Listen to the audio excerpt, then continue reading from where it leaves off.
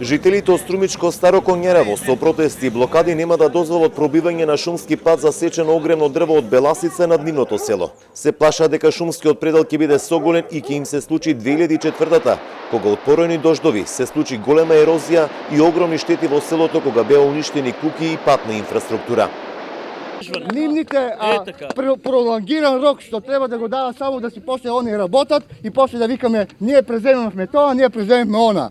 Значи сакам да кажам, нашо е стопирање и фертик. Тоа се гледа со голо око што е направи масакарот на Беласица. Ние сме изложени на тотална опасност, на смрт за Старо Коњарево. Тоа е. Кај нас се случува, некои си профитери од не знам, може некои си 200 км што се оддалечени, тие ќе профитират, а нас ќе не убиват тука. На кој причин? Значи нашата вода е загадена, ние ќе немаме вода, значи не може да живееме без вода. Ние ќе немаме дрва, значи. Ќе ги нема дрвата да го прочистуваат воздухот. Значи без вода, без воздух, без сонце нема живот.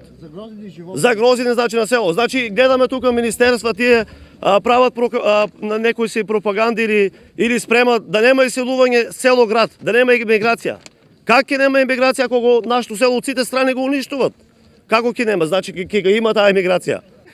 Имаме оштетување на куќите и бараме да се формира на ниво на општина Ново село, да се формира комисија да ги процени штетите, а и да се провери приватниот асфалт од тука горе до местото звано Куманово.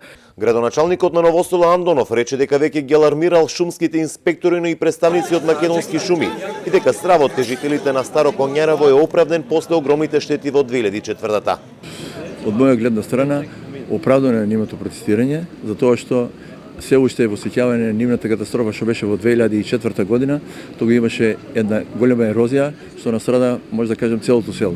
Плашејќи се од ова и плашејќи да не го загубат водата што ја имат природно овде на нивното село, протестот е оправдан и мислам дека ние како локална самоуправа ќе инсистираме кај шумското предпријатие и на шумските инспектори државните за да може да се спрече во колку може оправдано да биде тоа. Од шумското стопанство Беласица од Струмица не успеавме да добиеме одговор, а за протестот во Старо Коњерево дозна и министерот за земјоделство Трајан Димковски, кој подлече дека станувало збор за пробивање на шумски пат, а одговорни за таа работа биле од јавното предпријатие Македонски шуми.